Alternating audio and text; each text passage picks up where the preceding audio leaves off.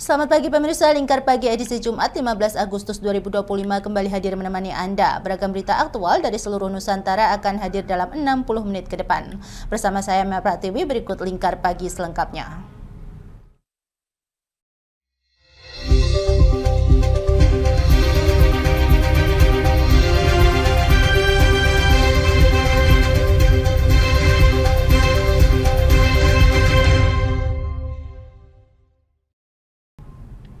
Mengawali berita pertama pemirsa, 22 orang pendemo yang sebelumnya diamankan oleh pihak kepolisian dalam aksi unjuk rasa risuh di depan kantor Bupati Pati kini telah dibebaskan. Sementara itu, petugas kebersihan mulai dikerahkan untuk membersihkan area alun-alun dan halaman kantor Bupati yang sempat dipenuhi sampah pasca ASI.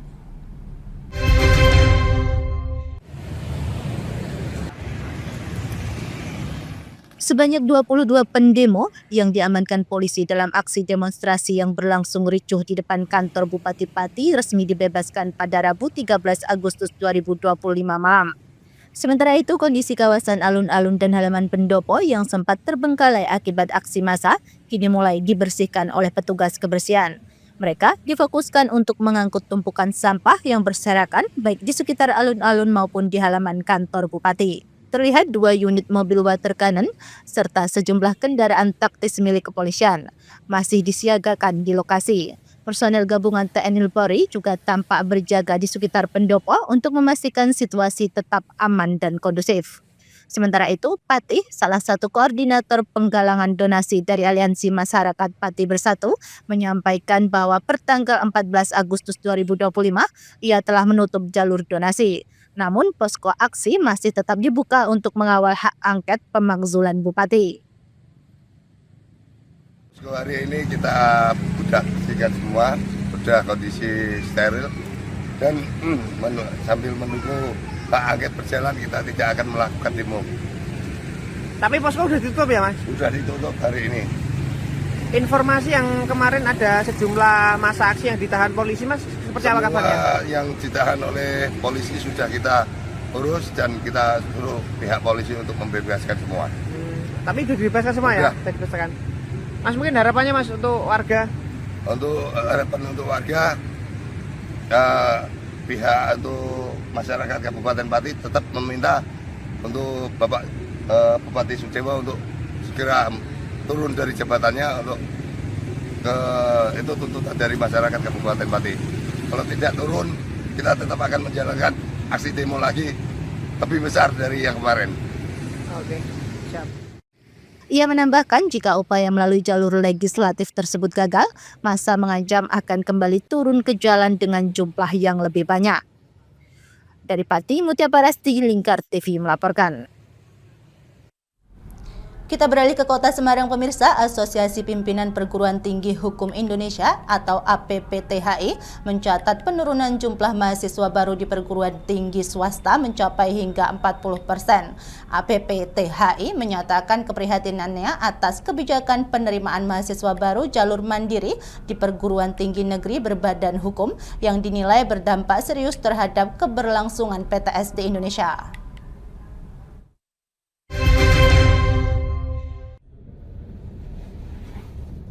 Berdasarkan Permendikbudristek nomor 48 tahun 2022 tentang penerimaan mahasiswa baru program diploma dan sarjana di perguruan tinggi negeri jalur mandiri di PTNBH dapat mencapai kuota hingga 50%. Ketentuan ini bahkan diperkuat dengan pasal yang memberi ruang bagi PTN untuk memperpanjang masa pendaftaran jalur mandiri hingga 15 Agustus jika kuota belum terpenuhi. Ketua Umum APPTHI, Prof. Edi Lisdiono, menilai kebijakan tersebut menimbulkan persaingan yang tidak seimbang antara PTNBH dan PTS, terutama dalam program studi favorit. Ia menyebut selama 3 tahun terakhir jumlah mahasiswa baru di banyak PTS menurun drastis akibat perebutan calon mahasiswa yang tidak seimbang. Kondisi ini semakin parah karena ketimpangan dalam hal infrastruktur, subsidi negara, dan kepercayaan publik. APPTHI pun mendesak Komisi 10 DPR RI dan Kemendikbudristek untuk mengevaluasi kebijakan jalur mandiri PTNBH, termasuk membatasi masa pendaftaran dan kuotanya. Mereka juga mendorong adanya kolaborasi antara PTN dan PTS, serta menuntut prinsip keadilan, transparansi, dan akuntabilitas dalam pelaksanaan status otonomi PTNBH.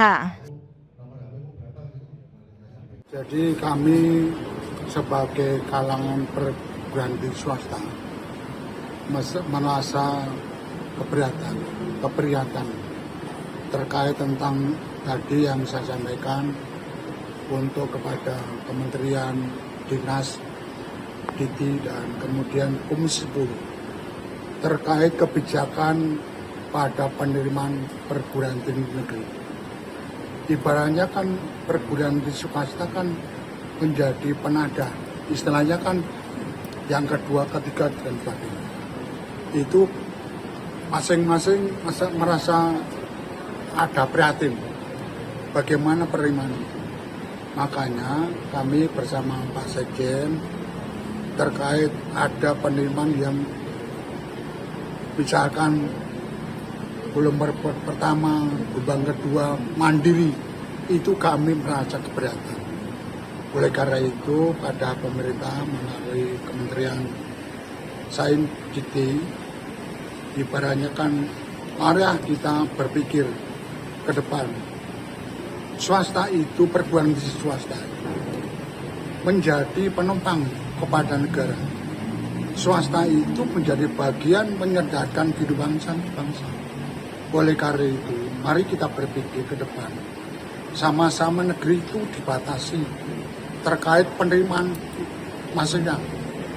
Kami dari Jogja, dari Semarang dan seluruh Indonesia merasa keberatan atas kebijakan Kementerian Diti dan Sekjen. Dan mohon kepada Ketua Komisi 10 untuk memperhatikan kepribadian kami. Untuk itu mohon maaf kalau kemudian kami menyampaikan apabila kami tidak istilahnya itu menyerang pemerintah, bukan prihatin. Perguruan tinggi swasta itu ada keprihatinan dari Semarang, Jogja, Papua, dan Aceh. Kami sebagai ketua dan sekjen Asosiasi Perguruan Tinggi Swasta BUM Indonesia, itu kira-kira.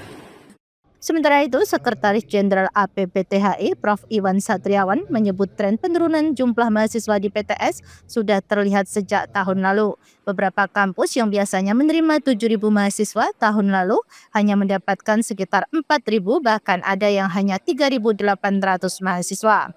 Menurutnya, akar persoalan ada pada berkurangnya subsidi pemerintah terhadap PTNBH. Akibatnya, kampus negeri berlomba-lomba mencari pemasukan, salah satunya dengan meningkatkan kuota penerimaan jalur mandiri.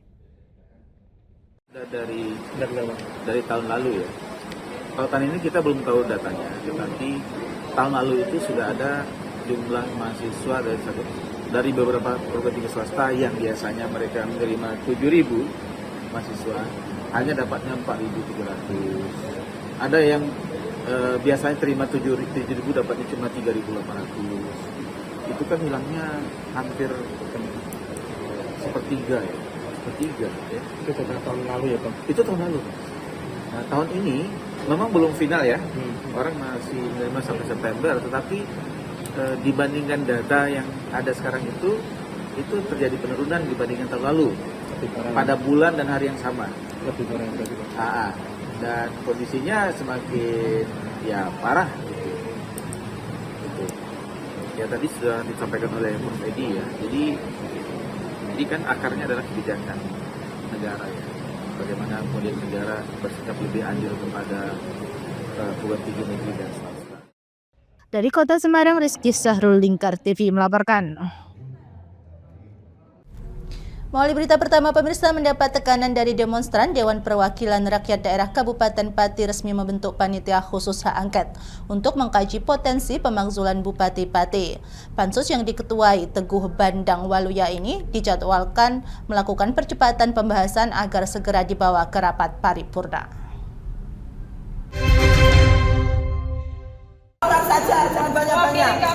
Gelombang desakan untuk melengsarkan Bupati Pati Sudewo terus menggema di alun-alun Pati. Dalam aksi unjuk rasa yang berujung pada perusakan fasilitas umum hingga penyerbuan ke kantor Bupati dan gedung DPRD, masa memaksakan dibentuknya Pansus Hak Angket oleh DPRD Kabupaten Pati. Ketua Pansus Teguh Dandang Waluyo mengungkapkan telah menerima mandat dari Ketua DPRD untuk mempercepat pembahasan Pansus yang akan dimulai pada Kamis 14 Agustus 2025 melalui forum terbuka. Pembahasan akan difokuskan pada dugaan pelanggaran dalam pengangkatan Direktur RSUD RAA Suwondo Pati yang telah mendapat sorotan dari Badan Kepegawaian Negara, bahkan BKN telah melayangkan 3 surat resmi untuk meminta klarifikasi dari pemerintah daerah. Isu lain yang juga akan menjadi perhatian Pansus adalah nasib ex tenaga honorer RSUD RAA Suwondo yang belum jelas penanganannya. Alhamdulillah kita Pansus Hak Angket tadi sudah menerima amanah dari paripurna. Kita menjalankan tugas pemilihan ketua Pansus, sekretaris dan wakil terkait dengan Pansus Hak Angket. Terus rapat tadi kami sudah melakukan rapat yang pertama. Rapat pertama pembahasan dulu langkah yang diambil Pansus Hak Angket nanti seperti apa. Terus yang ketiga tadi sudah disepakati besok kita ada Pansus, kita ke rapat Pansus, kita kejar waktu karena permintaan dan dorongan masyarakat mau tidak mau Pansus ini harus terbuka dan kami sudah sepakat tadi di dalam teman-teman Pansus bahwa Pansusnya nanti terbuka, siapapun boleh masuk, teman-teman media juga boleh masuk, boleh live, boleh seperti apa, biar terang benderang, biar kita terbuka kepada masyarakat dan kami tidak mau mengkhianati masyarakat, sekaligus kami juga tidak mau berspekulasi membenarkan Pak Bupati atau menyalahkan Pak Bupati dulu karena ini proses baru jalan. Sementara itu, Bupati Pati Sudewo menyatakan menghormati proses hak angket yang dilakukan DPRD, serta mengakui bahwa dirinya menjabat secara konstitusional melalui pemilihan demokratis. Angket yang dimiliki oleh DPRD. Jadi saya menghormati hak angket tersebut, paripurna tersebut. Itu intinya. Ia menambahkan peristiwa ini akan menjadi pembelajaran dalam perjalanan kepemimpinannya yang baru berjalan selama kurang dari 6 bulan. Dari Pati, Mutia Barasti, Lingkar TV melaporkan. Pemirsa, beberapa hari lalu terjadi keracunan massal yang diduga akibat menyantap makanan dari program makan bergizi gratis. Keracunan ini dialami oleh sejumlah siswa dan guru di Sekolah Dasar Negeri 4 Gemolong dan SMP Negeri 3 Gemolong, Kabupaten Sragen, Jawa Tengah. Menanggapi hal tersebut, Gubernur Jawa Tengah Ahmad Lutfi mengaku telah menghentikan sementara program MBG untuk mengevaluasi lebih lanjut.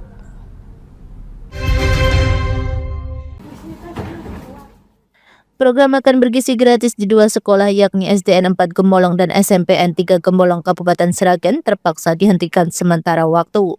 Keputusan ini menyusul sejumlah guru dan siswa yang mengalami keracunan setelah mengonsumsi makanan dari program tersebut.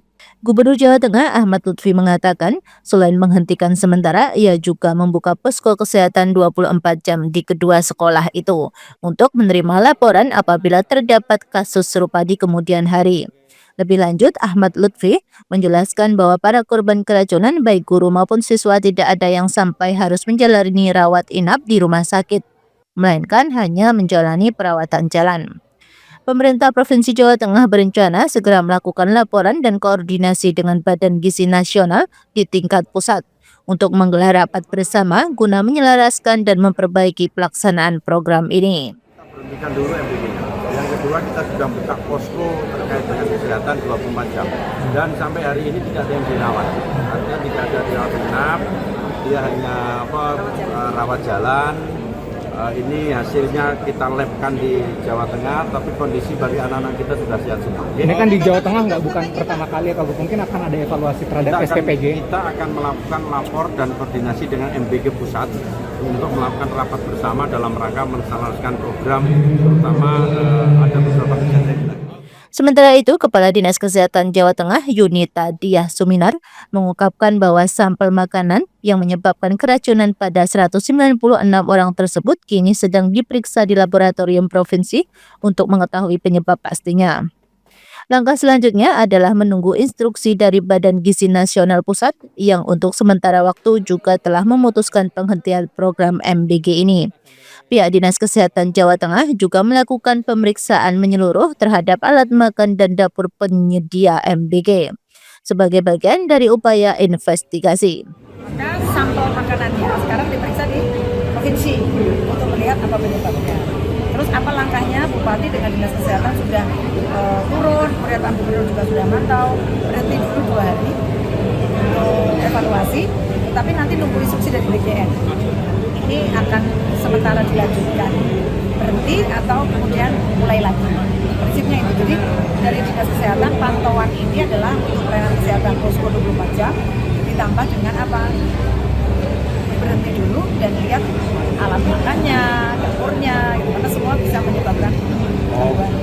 Untuk SPPG-nya sendiri Bu, apakah? Ya sama, SPPG-nya dievaluasi oleh BGN tapi. Oleh BGN. Kalau kita kan dari sisi kebersihannya, kelayakannya, gitu. Dia sudah menjadi SPPG kan itu sebenarnya sudah memenuhi syarat.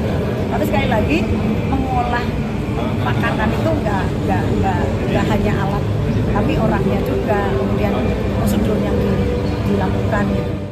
Dari Kota Semarang, Rizky Sahrul, Lingkar TV melaporkan. Pemirsa, kami akan kembali usai jeda pariwara berikut ini, tetaplah bersama kami.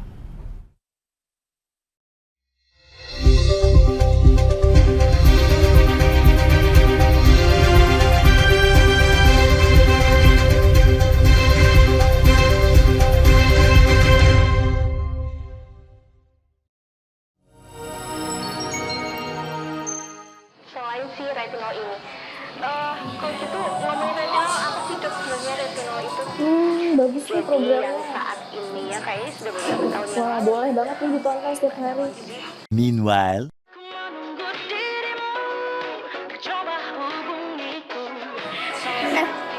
Kamu lagi nonton apa sih dari tadi kok apem-apem mulu? Ini loh lagi nonton program Cantik Sehat di Lingkar TV. Bagus banget nih programnya. Oh ada ya program kayak gitu? Ada loh di programnya di Lingkar TV. Kamu udah tahu kan Lingkar TV? Belum. Kan belum tahu Lingkar TV. Lingkar TV itu TV digital streaming online yang sudah mengantongi izin PSE dari Kominfo dan bisa diakses di HP kalian mestinya. Oh iya? Iya, bagus loh. Coba di-download sekarang. Bentar deh, aku tak coba download dulu. Iya. Selain program Cantik Sehat, kalian juga bisa menonton program lainnya di Lingkar TV dan bisa ditonton kapanpun dan dimanapun kalian berada loh. Gimana, udah bisa? Udah nih, punyaku udah bisa. Punyaku juga udah nih. Wah ya, bagus dong kalau udah download semuanya. Tunggu apa lagi? Sekarang giliran kamu download aplikasi Lingkar TV di Play Store.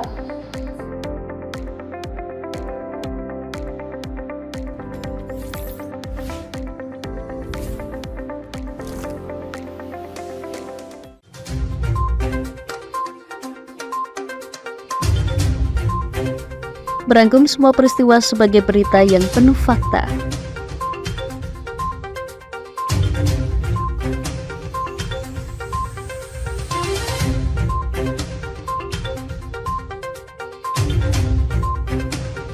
Saksikan Jateng hari ini setiap Senin hingga Sabtu hanya di Lingkar TV.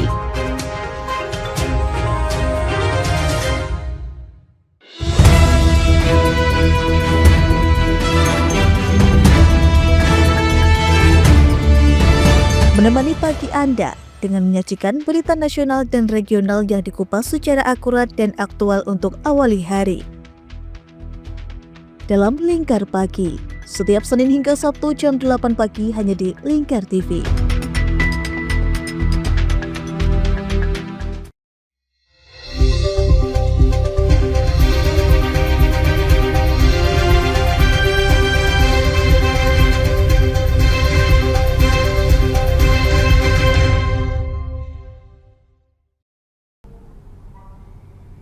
Pemirsa, tingginya angka perceraian di Kota Semarang sepanjang semester pertama 2025 dikaitkan dengan maraknya praktik judi online dan pinjaman online. Dua faktor ini dianggap turut menjadi pemicu rusaknya keharmonisan rumah tangga.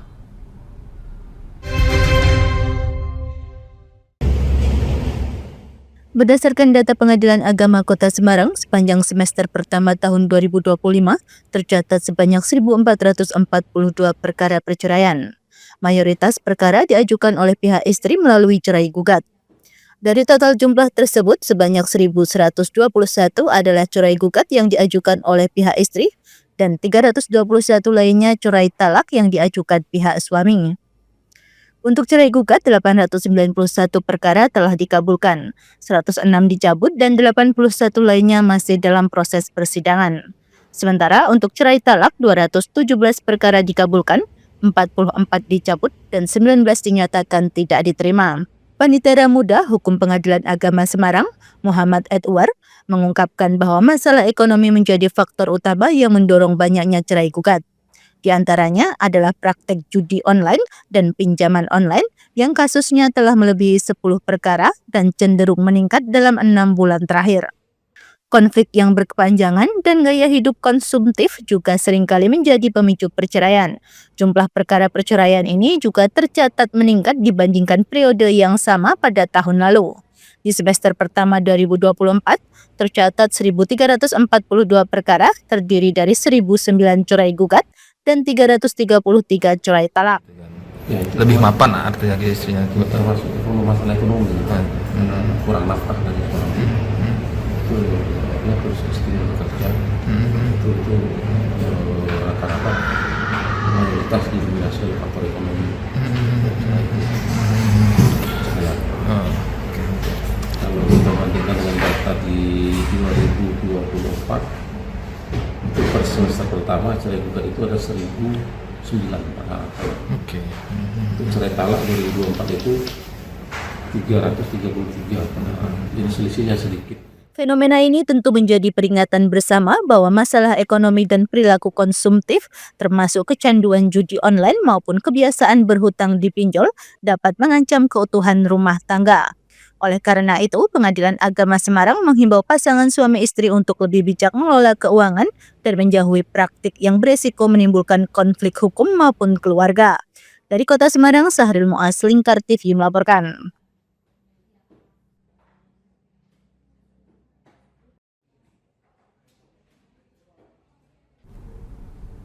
Pemirsa, isu kenaikan tarif PBBP 2 hingga 400% merebak di Kabupaten Semarang setelah seorang warga Ambarawa mengaku kaget dengan tagihan pajak yang diterimanya. Menanggapi hal tersebut, Bupati Semarang anggap isu itu tidak benar dan menegaskan tidak ada kenaikan tarif PBBP 2, bahkan diberi diskon hingga 50% kepada golongan tertentu.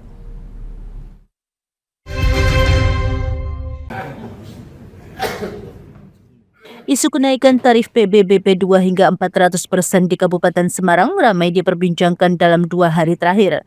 Isu ini mencuat usai seorang warga di Kecamatan Ambarawa mengaku kaget dengan besarnya tagihan PBB yang diterimanya tahun ini. Menanggapi hal tersebut, Bupati Semarang Ngesti Nugraha menegaskan bahwa tidak ada kenaikan tarif PBBP 2 di wilayahnya. Justru pemerintah Kabupaten Semarang memberikan diskon hingga 50% kepada warga tertentu seperti warga kurang mampu, lansia, pensiunan, dan veteran. Diskon juga diberikan bagi pemilik lahan yang terdampak wabah seperti yang terjadi di Kecamatan Jambu dan Banyu Biru. Kebijakan ini disesuaikan dengan kondisi ekonomi masyarakat di masing-masing wilayah. Bupati Ngesti menjelaskan kenaikan tagihan yang terjadi di beberapa wilayah terjadi akibat penyesuaian nilai jual objek pajak atau NJOP berdasarkan zona nilai tanah yang dikeluarkan oleh Badan Pertanahan Nasional. Pemerintah daerah juga memberikan keringanan kepada masyarakat yang keberatan, dipersilakan untuk mengajukan surat kepada Bupati Semarang atau kepada Kepala BKUD Kabupaten Semarang. Kemudian nanti kami kaji, kami asesmen, kemudian kami berikan keringanan terkait dengan masalah tersebut. Misalnya terhadap lansia, veteran, pensiunan yang sudah sepuh-sepuh itu juga kita berikan keringanan sampai 50%. Kemudian juga yang terserang wabah, misalnya yang ada di wilayah Banyu Biru, Jambu, beberapa bulan yang lalu ada serangan hama tikus, juga kami berikan keringanan 50%. Setelah kami melakukan asesmen ke lapangan, tadi pagi kami juga berkomunikasi dengan Pak Lurah, dengan Pak Camat, kemudian dikunjungi ke rumahnya Bu Kojima. Kemudian saya juga telepon sama beliau, Bu Tukimah, ini Bu ahli warisnya dari Bu Kojima yang sudah meninggal. Kemudian kami juga menyarankan kalau beliaunya keberatan, silakan nanti untuk mengajukan keringanan ke pemerintah daerah. Kemudian setelah kami cek di sana, kemudian itu masuk di pinggir jalan kabupaten, yaitu di jalan Bougainville nomor 1 ya, kalau tidak salah itu. Kemudian di sana yat ente-nya itu antara 1 juta sampai dengan 2 juta.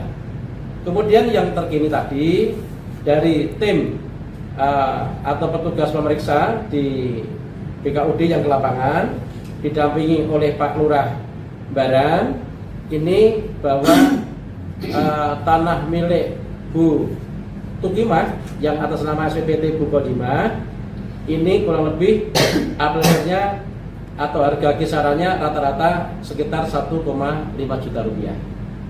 Jadi ini ada datanya, semuanya ada, kami siapkan.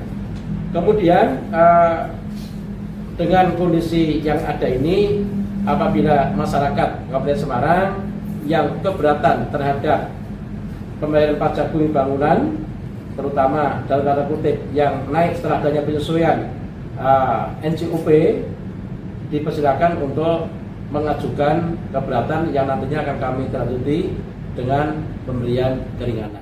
Dengan penjelasan tersebut, Bupati Ngesti Nugraha menegaskan kembali tidak ada kenaikan tarif besar PBBP 2 di Kabupaten Semarang pada tahun 2025.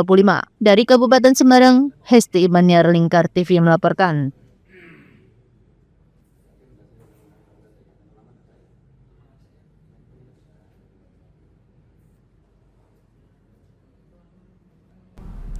Terima kasih pemirsa, Anda masih bersama kami pemirsa dalam rangka memperingati Hari Jadi Kabupaten Kendal ke-420. Rumah Sakit Umum Daerah Dr. Suwondo Kendal bekerja sama dengan Rumah Sehat Basnas Kabupaten Kendal dan tim penggerak PKK menggelar pemeriksaan mamografi atau deteksi dini kanker payudara secara gratis bagi masyarakat. Kegiatan ini digelar sebagai upaya menekan angka kematian akibat kanker payudara yang masih menjadi salah satu penyakit mematikan bagi kaum perempuan. Pemeriksaan dini diharapkan dapat meningkatkan kesadaran masyarakat akan pentingnya deteksi kesehatan secara rutin, bukan hanya saat merasa sakit saja. Direktur RSUD Dr. Suwondo Kendal, Dr. Saiku, menjelaskan bahwa mamografi bertujuan membantu masyarakat, khususnya kaum perempuan, untuk melakukan pemeriksaan kesehatan secara berkala. Dalam kegiatan ini, tercatat sebanyak 100 peserta mengikuti pemeriksaan, masing-masing 5 orang perwakilan dari setiap kecamatan di Kabupaten Kendal. Yang 420, Rumah Sakit Dr. Suwondo Kendal mengadakan pemeriksaan atau screening payudara dengan alat mamografi namanya. Ini bekerjasama antara Rumah Sakit Dr. Suwondo Kendal, Basnas dan tim penggerak PKK Kabupaten Kendal.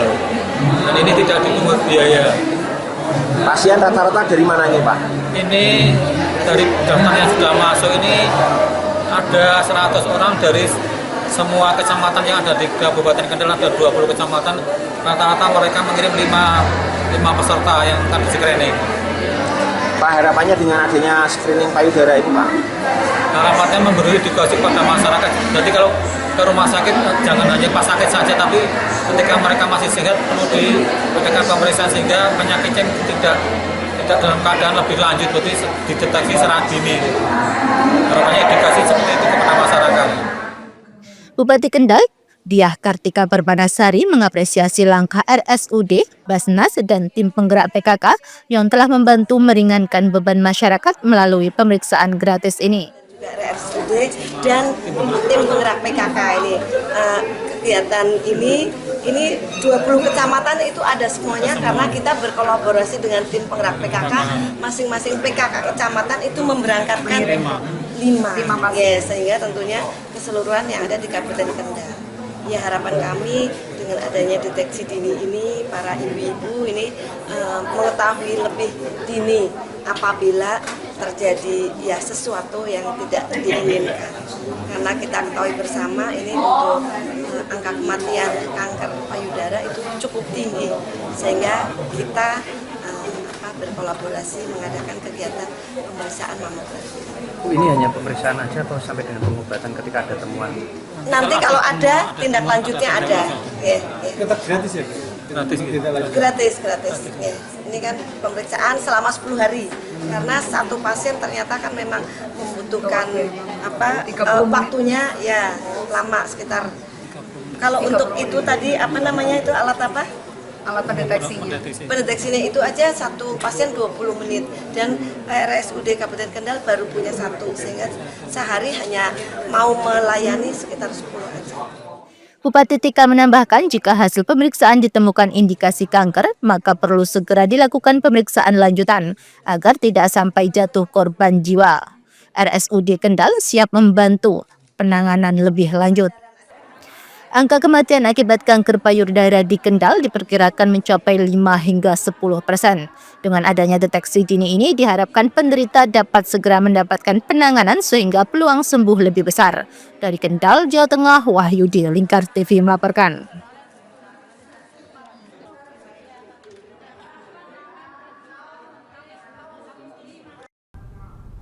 Pemirsa, tingginya harga beras membuat stok di sejumlah penggilingan gabah di Kabupaten Blora mulai menipis. Warga memilih menahan penjualan gabah dan mengkonsumsi hasil panen sendiri. Akibatnya penggilingan gabah mengalami penurunan produksi secara signifikan.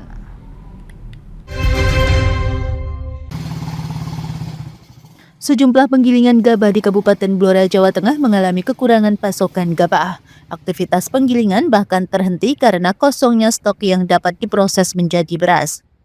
Di Desa Kamolan, Kecamatan Blora Kota, sejak sepekan terakhir stok beras di gudangnya terus menyusut. Padahal dalam kondisi normal gudangnya mampu menampung hingga 1,5 ton beras per hari. Namun hingga kini hanya tersisa sekitar 2 kuintal beras saja. Penurunan stok tersebut terjadi karena warga enggan menjual gabah akibat harga beras yang masih tinggi di pasaran. Mereka lebih memilih mengkonsumsi hasil panen untuk kebutuhan sendiri. Kurang ya? Kurang. Stok di sini kurang. Biasanya di sini bisa muat sampai berapa ton ke Bapak di gudang jenengan? Biasanya kalau satu hari ini biasanya satu ton setengah beras. Kalau hari ini? Ya hari ini paling nggak ada 2 kintal, 4 kintal gitu aja. Oh, ini sudah berapa hari Pak sepi ini Pak? Stok kosong? Satu minggu ya. Nah, ini juga mesin penggilingan juga mulai tidak banyak beroperasi ya Pak? Iya, masalahnya ini kan yang digiling belum ada. Harga beras di tingkat penggilingan masih sekitar antara Rp12.500 hingga Rp14.000 per kilogram. Jumlah ini dinilai cukup tinggi dibanding harga normal yang biasanya berkisar Rp10.000 per kilogram. Dari Kabupaten Blora, Hanafi, Lingkar TV melaporkan.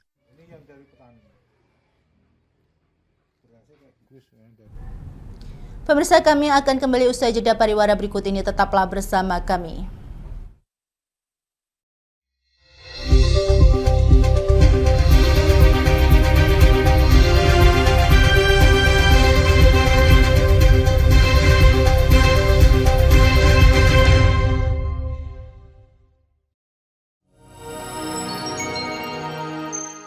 Selain si retinol ini, kalau gitu ngomongin retinol, apa sih dok sebenarnya retinol itu?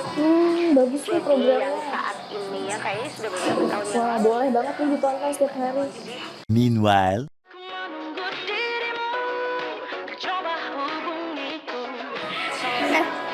Kamu lagi nonton apa sih dari tadi kok apem-apem mulu? Ini loh lagi nonton program Cantik Sehat di Lingkar TV. Bagus banget nih programnya.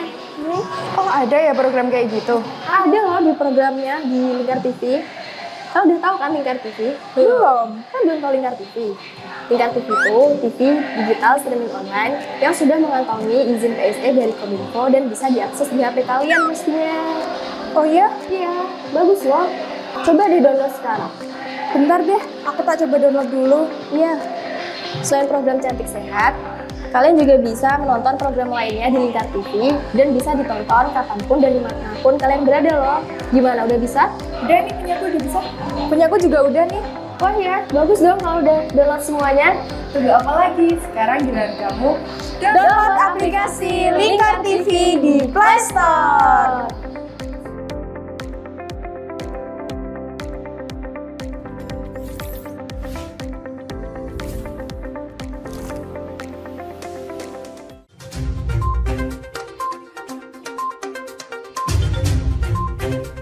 Merangkum semua peristiwa sebagai berita yang penuh fakta.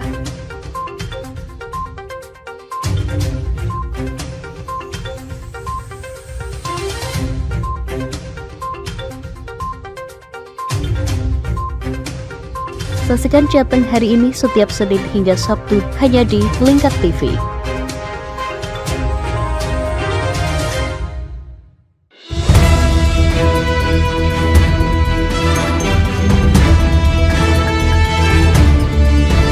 Menemani pagi Anda dengan menyajikan berita nasional dan regional yang dikupas secara akurat dan aktual untuk awali hari. Dalam Lingkar Pagi, setiap Senin hingga Sabtu jam 8 pagi hanya di Lingkar TV.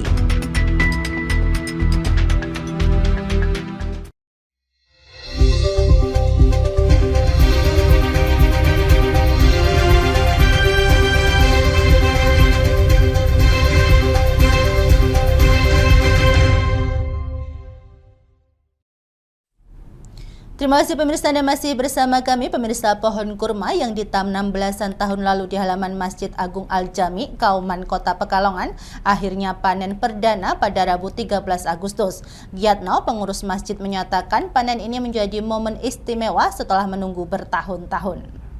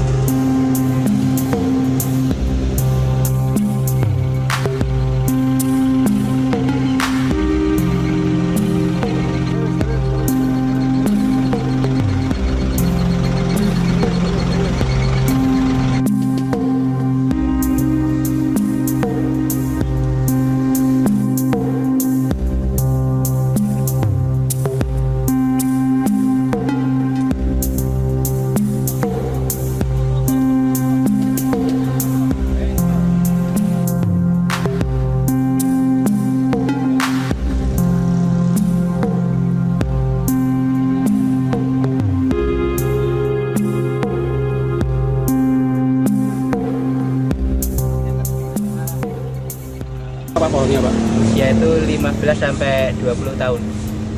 Ada berapa pohon, Pak, di sini? Ada berapa pohon? Total ada 3, cuma yang sebelah selatan sudah keropos, jadinya langsung ditebang.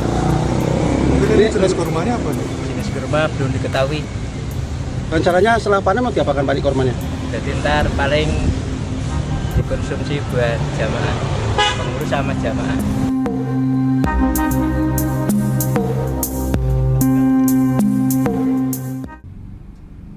Pemirsa, pemerintah Provinsi Jawa Timur menyerahkan bantuan kepada 113 penerima yang terdiri dari ahli waris pahlawan nasional, perintis kemerdekaan, dan istri almarhum perintis kemerdekaan. Penyerahan secara simbolis dilakukan oleh Gubernur Khofifah Indar Parawansa di Surabaya pada Rabu 13 Agustus lalu.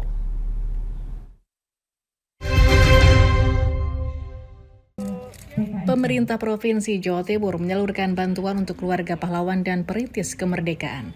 Bantuan ini secara simbolis dilepas Gubernur Khofifah Indar Parawansa di halaman Gedung Negara Gerahadi Surabaya, Rabu 13 Agustus. Sebanyak 113 penerima meliputi 3 perintis kemerdekaan, 31 ahli waris pahlawan nasional, dan 79 istri almarhum perintis kemerdekaan mendapatkan bantuan yang diantar langsung oleh relawan Tagana dan Tenaga Kesejahteraan Sosial Kecamatan TKSK. Penyerahan secara langsung atau door-to-door ini menjadi wujud penghargaan atas jasa besar para pahlawan dan rangkaian peringatan HUT ke-80 Kemerdekaan Republik Indonesia. Bersapa menyampaikan terima kasih silaturahim dengan keluarga pahlawan nasional kemudian perintis kemerdekaan dan janda perintis kemerdekaan di 22 kabupaten kota yang teridentifikasi, teregistrasi di Pemprov Jawa Timur. Menurut saya yang penting kita minta nasihat beliau, kemudian pesan-pesan beliau yang nanti akan disilaturahimi oleh tim dari relawan Tagana dan DKSK. Di momentum HUT ke-80 RI, Gubernur Khofifah turut mengajak masyarakat menjaga semangat nasionalisme dan meneladani nilai perjuangan para pahlawan, terutama bagi generasi muda.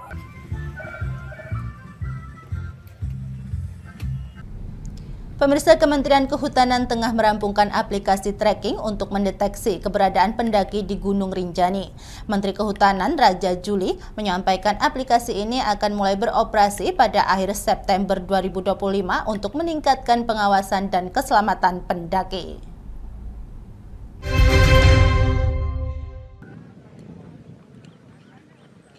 Kementerian Kehutanan Kemenhut tengah merampungkan penyediaan aplikasi tracking yang dapat mendeteksi keberadaan atau posisi para pendaki di area Gunung Rinjani.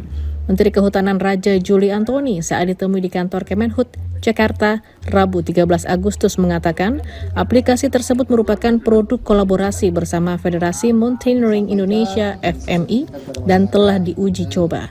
Menurutnya, saat ini aplikasi tracking itu tengah memasuki tahap penguatan sinyal internet, utamanya di titik-titik krusial dan mulai diterapkan untuk para pendaki pada awal September 2025. Jadi kalau setiap kali orang sudah start ya dari Sembalun misalkan, dengan handphone kita bisa nge-track mereka. Jadi semacam tracking ya. Mereka di mana, posisi di mana, ada 10 orang, 20 orang, itu bisa dilihat nanti di Sembalun maupun di Jakarta sini gitu. Jadi in case ya, nauzubillah nanti ada yang terjatuh ya, dengan cepat nanti kita akan tahu titiknya di mana itu. Dan tantangannya adalah penguatan sinyal ya. Nanti di beberapa tempat, di tempat-tempat bahaya itu kita akan penguatan itu. Raja Juli menyebut penerapan aplikasi tracking di Rinjani menjadi pilot project dan ke depan penggunaannya akan diperluas ke gunung-gunung yang lain guna mencegah terjadinya kecelakaan saat mendaki gunung serta memudahkan pencarian maupun evakuasi jika terjadi insiden. Dari Jakarta, Cahya Sari, Anggah.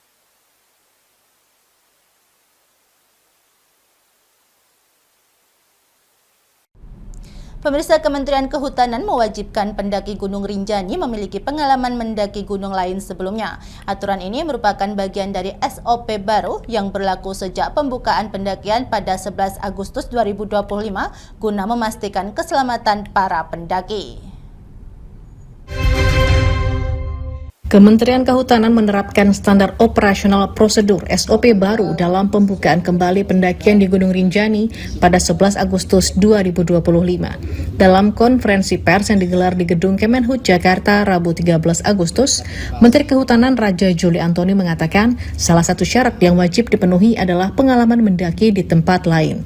Ia memaparkan hal ini menjadi upaya pemerintah untuk menjaga keamanan sehingga pendaki yang ingin menjelajahi Gunung Rinjani tak sekadar tren maupun fear of missing out (FOMO), namun melakukan pendakian dengan penuh persiapan. Karena kemungkinan cederanya luar biasa. Belum peralatan standar lain, ya, karena ada badai di atas dan sebagainya. Apa yang harus dilakukan apabila ada terjadi badai? Cukup hangat nggak jaket yang dipakai dan sebagainya. Nah, kebanyakan ini menurut Agam Rinjani lagi, banyak para korban baik yang kemudian jatuh dan kemudian meninggal atau yang korban cedera dan sebagainya, itu kena persiapan yang kurang, kena FOMO tadi. Raja Juli menambahkan bukti pengalaman pernah mendaki gunung di tempat lain dapat ditunjukkan melalui sertifikat, dokumentasi foto, video, ataupun wawancara. Selain itu, calon pendaki juga harus menyertakan surat keterangan sehat yang dikeluarkan H-1 sebelum pendakian, serta per 1 Oktober 2025 wajib menggunakan asuransi premium. Pemirsa, kami akan kembali usai jeda pariwara berikut ini, tetaplah bersama kami.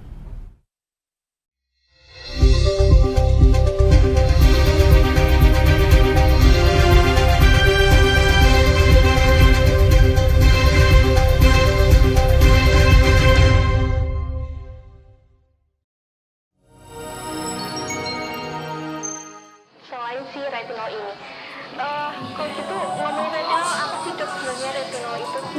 Bagus nih programnya. Yang saat ini ya kayaknya sudah beberapa tahun yang Wah, lalu. boleh banget nih ditonton setiap hari. Meanwhile,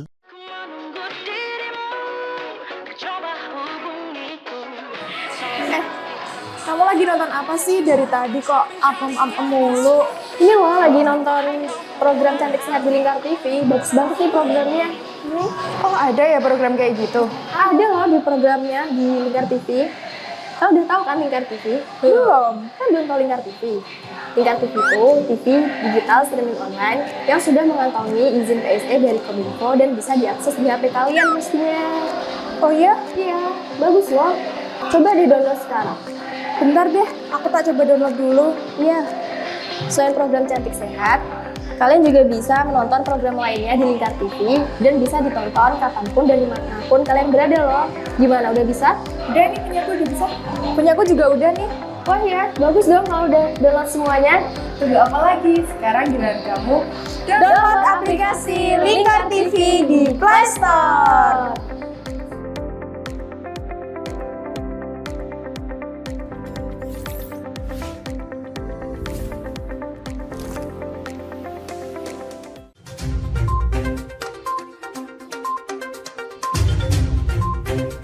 Merangkum semua peristiwa sebagai berita yang penuh fakta.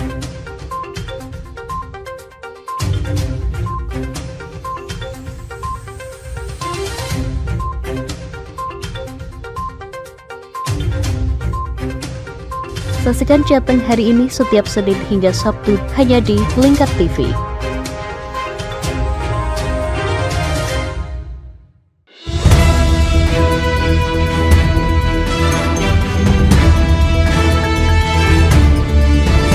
Menemani pagi Anda dengan menyajikan berita nasional dan regional yang dikupas secara akurat dan aktual untuk awali hari. Dalam Lingkar Pagi, setiap Senin hingga Sabtu jam 8 pagi hanya di Lingkar TV.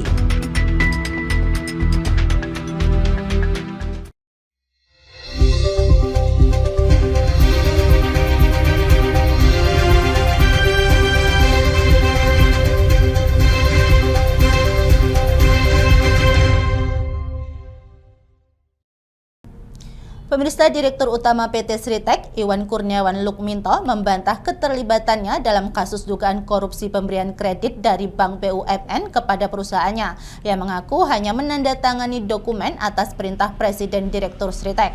Pernyataan itu disampaikan usai ditetapkan tersangka oleh Kejaksaan Agung pada Rabu 13 Agustus malam.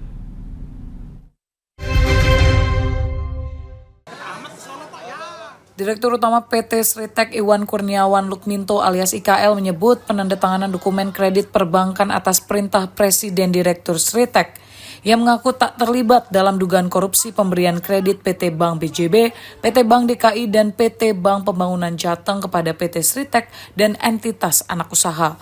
Hal tersebut disampaikannya saat keluar dari gedung Kejagung Jakarta pada Rabu malam 13 Agustus usai ditetapkan sebagai tersangka. Apa kabar, Pak? Saya menandatangani dokumen atas perintah Presdir dan saya tidak terlibat. Sementara itu, Kejaksaan Agung menyebut IKL terlibat menandatangani surat permohonan kredit modal kerja dan investasi ke Bank Jateng pada tahun 2019 yang telah dikondisikan hingga menandatangani sejumlah surat permohonan pencairan atau penarikan kredit Bank BJB tahun 2020 dengan faktur fiktif. Pemirsa, Menteri Sekretaris Negara Prasetyo Hadi menegaskan Payment ID tidak untuk memata-matai masyarakat. Saat ditemui di Istana Kepresidenan Jakarta, ia menjelaskan Payment ID hadir sebagai langkah perbaikan sistem pembayaran agar lebih transparan dan aman.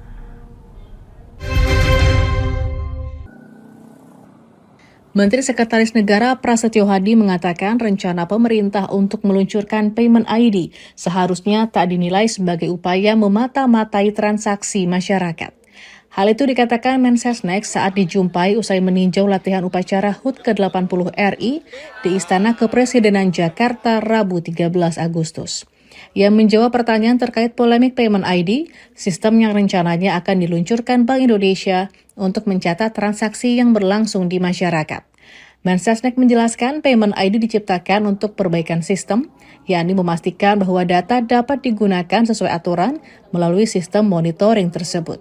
Sebagai contoh, sistem tersebut dapat membantu mengidentifikasi data penerima bantuan sosial yang seharusnya sudah tak masuk kategori masyarakat yang layak mendapatkan bantuan tersebut, atau untuk memastikan bahwa bansos yang disalurkan digunakan sebagaimana mestinya. Ia pun memastikan bahwa hasil monitoring tersebut pun dilakukan sesuai aturan. Bahwa hasil monitornya itu peruntukannya itu apa, itulah yang kemudian diatur. Tentunya kan tidak sembarang data atau sembarang transaksi, apalagi yang berkenaan dengan misalnya data-data pribadi itu kan sudah ada aturannya. Tapi bahwa semangatnya adalah semua transaksi-transaksi itu ya harus negara harus tahu, kita semua harus tahu. Karena banyak juga yang kemudian terjadi hal-hal yang tidak diinginkan. Ia menegaskan istilah niat memata-matai melalui sistem Payment ID tidaklah tepat, karena semangat yang ingin disampaikan, yakni untuk perbaikan sistem dan menjadikannya transparan. Tolong dirapikan uangnya serapi mungkin. Pemirsa, kisruh terkait kenaikan pajak bumi dan bangunan perdesaan dan perkotaan di Pati mendapat perhatian langsung dari Presiden Prabowo. Menteri Sekretaris Negara menyampaikan pemerintah terus memantau dan berkoordinasi dengan pihak terkait untuk mencari solusi terbaik.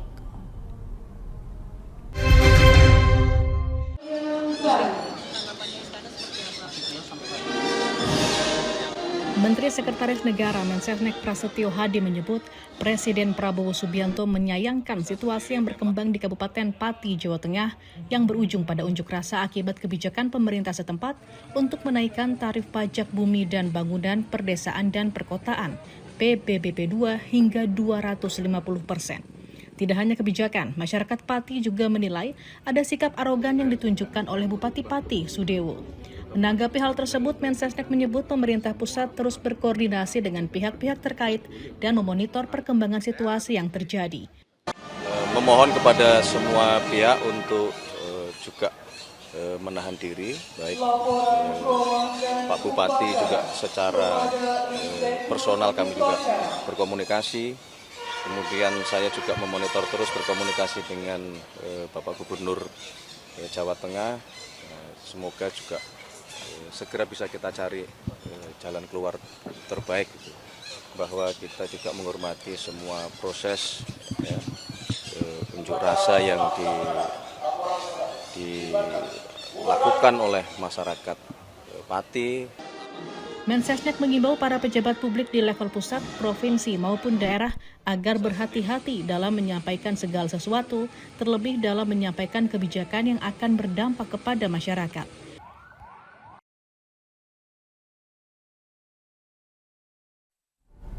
Pemirsa, Kementerian Pekerjaan Umum menyiapkan anggaran sebesar 26,5 miliar rupiah untuk perbaikan jalan sepanjang 4 km dan jembatan sepanjang 10 meter di Nagari Cubadak, Kecamatan Duokoto, Kabupaten Pasaman. Wakil Ketua Komisi 6 DPR RI mendorong Pemprov Sumbar segera mengurus izin pinjam pakai hutan lindung di Kemenhut agar konstruksi dapat selesai sesuai target Desember 2025.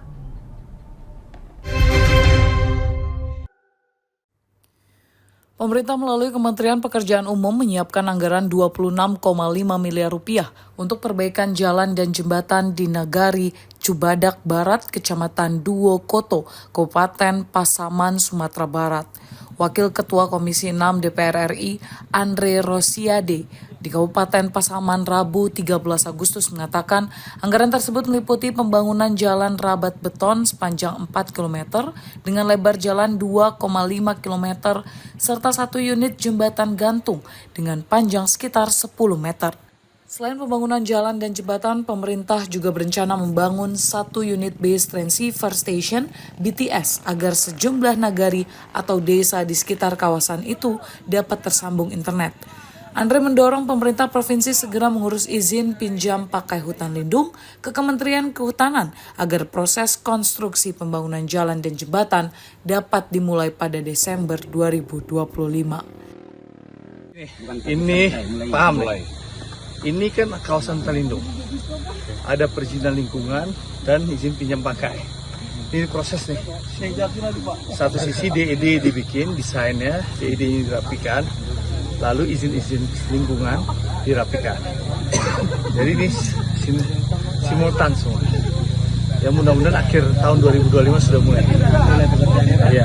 Jadi masyarakat bukan hanya dapat jembatan gantung, tapi jalan akses sepanjang 4 km, lebar 2,5 meter, rabat beton. Yang kelandaiannya cukup curam itu akan kita lakukan perbaikan grade, dan kemudian juga kita akan lakukan pembangunan jembatan gantung di sini. Nah, untuk tahap awal ini mungkin kami akan lakukan penyiapan desain terlebih dahulu, simultan dengan pengurusan izin untuk lingkungan dan kawasan hutan. Setelah itu selesai semua, insya Allah berkat dukungan dari Pak Adrik, ini akan kita lakukan pembangunan jembatan gantung untuk masyarakat Kabupaten Pasaman. Perlu diketahui dilakukan percepatan pembangunan infrastruktur jalan dan jembatan di Nagari Cubadak Barat, Kecamatan Duokoto, Kabupaten Pasaman oleh pemerintah guna menjawab permintaan masyarakat pasca viralnya aksi bidan Dona Lubis yang nekat menyeberangi arus deras Sungai Batang Pasaman untuk memberikan pelayanan kesehatan kepada seorang warga. Pemirsa Lingkar Pagi berakhir sampai di sini. Jangan lupa saksikan Lingkar Siang setiap hari Senin hingga Sabtu pukul 13 waktu Indonesia Barat hanya di Lingkar TV. Saya Mia Pratiwi, mewakili kru yang bertugas pamit undur diri. Selamat pagi dan selamat beraktivitas.